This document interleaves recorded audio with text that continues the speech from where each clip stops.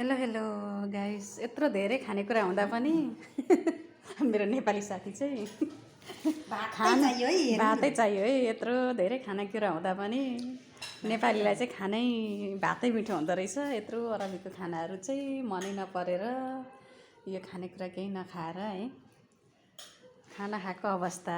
बसेर खानु, बसेर उहाँको फिलिपिनी साथीले चाहिँ मिठो गरेर खानु हुँदैछ सलादहरू। यहाँको जस्तै खानकी मिल्दो रहेछ उहाँहरूको चाहिँ है। हाम्रो नेपालीहरूलाई चाहिँ खानै चाहिने यस्तो छ है अवस्था गाइस। तपाईँहरूको को त्यस्तो हुनुहुन्छ? खुर्सानी चाहिँ चाहियो।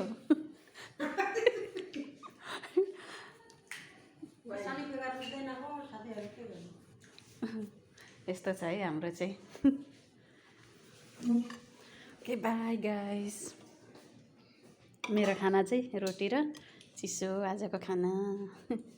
म चाहिँ अलिअलि बानी गरेर खाना खानु छोडिदिएको बेलुका बेलुका है।